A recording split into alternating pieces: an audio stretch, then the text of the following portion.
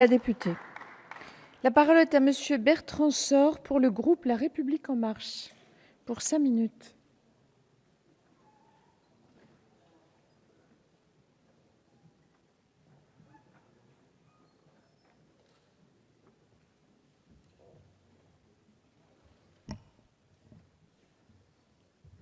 Merci Madame la Présidente, Monsieur le Ministre, Madame la rapporteure, mes chers collègues.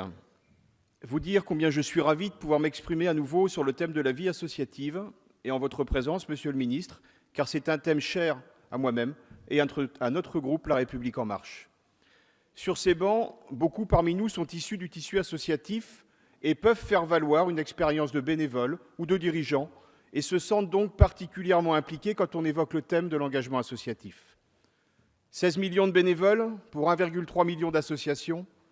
Plus de 70 000 nouvelles associations sont créées chaque année, autant de lieux d'épanouissement, de créativité, d'inventivité, d'innovation, où chaque individu peut s'épanouir, vivre sa passion, apporter aux autres, en fait trouver sa place dans notre société.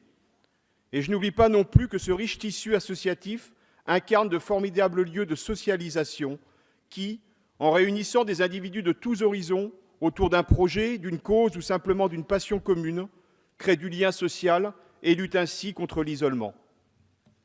Quelle que soit notre sensibilité politique, nous connaissons tous les bienfaits de l'engagement associatif et le rôle important que peut jouer une association. Mais nous connaissons aussi les difficultés et les obstacles auxquels elle doit faire face. Le texte qui nous est soumis aujourd'hui tente à sécuriser le statut du dirigeant bénévole en cas de faute ou de négligence et à favoriser l'engagement associatif chez les jeunes. L'article 1 vise à encourager la prise de responsabilité associative en atténuant l'incertitude juridique sur la responsabilité du dirigeant bénévole. Cette fonction exige, vous le savez, une disponibilité importante et demande des compétences variées de gestion, de droit, de fiscalité ou encore de communication. Actuellement, le renouvellement de ces dirigeants bénévoles est l'une des difficultés que rencontre le monde associatif. En l'état du droit, et alors même que son patrimoine est distinct de celui de l'association, le dirigeant bénévole peut voir sa responsabilité engagée en cas de faute de gestion ou de négligence. Seul le juge a le pouvoir d'apprécier du caractère bénévole ou non de la responsabilité du dirigeant pour atténuer les sanctions prévues par la loi.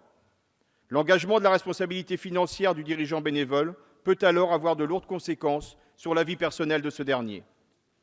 Dans la rédaction proposée, le texte fait aussi référence aux moyens dont dispose le dirigeant pour mener son action.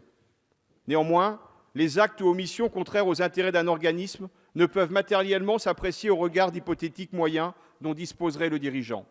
Ainsi, mon groupe proposera un amendement de réécriture de l'article 1er qui supprimera cette condition cumulative qui fait référence aux moyens pour rester à la seule condition de la qualité de bénévole, qui pourra alors être appréciée différemment par les juges. L'article 2 vise à sensibiliser notre jeunesse au monde associatif, afin de valoriser le bénévolat et les actions des associations auprès de nos collégiens et lycéens, et même dès la classe de CM2. L'inscription de ce module de sensibilisation permettra de promouvoir le bénévolat dans l'enseignement, notamment de l'enseignement moral et civique, matière au programme des collégiens et lycéens de France. C'est un moyen efficace de faire découvrir l'engagement associatif et de l'encourager au même titre de ce qui est fait pour le service civique. C'est cette jeunesse qui sera notre tissu associatif de demain. Il nous faut donc nous appuyer sur nos enfants qui sont des recrues de choix parce qu'ils font preuve d'intelligence, d'inventivité et d'une motivation très forte dans leur engagement. Le titre de cette proposition de loi peut sembler très large, trop large, au regard des 2 seules dispositions qu'elle souhaite inscrire dans la loi. Mais parler d'engagement associatif ce matin sur ces bancs, c'est aussi marquer notre volonté d'agir concrètement pendant les 5 années de ce mandat. Depuis le début de ce quinquennat, nous sommes tous conscients qu'il convient de rassurer nos associations et d'accompagner de façon efficace la vie associative dans notre pays. C'est pour cela que nous attendons les conclusions du rapport commandé par le Premier ministre en novembre dernier et qui va être rendu par les associations à la Haute Autorité à la vie associative. Les annonces à venir dans les prochaines semaines sont attendues avec impatience. Au sein de notre groupe, nous avons déjà identifié 5 axes de travail et souhaitons proposer des mesures très concrètes, pragmatiques, concertées avec le monde associatif et en lien direct avec les attentes de nos territoires et de nos circonscriptions. Nous serons force de proposition sur le mode de financement des associations et sur le volet fiscal, sur les formations des bénévoles et l'emploi associatif, sur les accélérateurs d'associations et le maillage associatif, et, comme ici, sur le statut de bénévole. La vie associative et l'engagement citoyen sont des sujets essentiels pour notre majorité et nous comptons les porter avec force et conviction pendant toute la durée de ce quinquennat.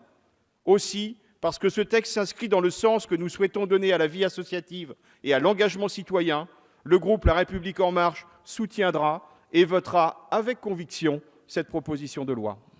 Merci, monsieur le député.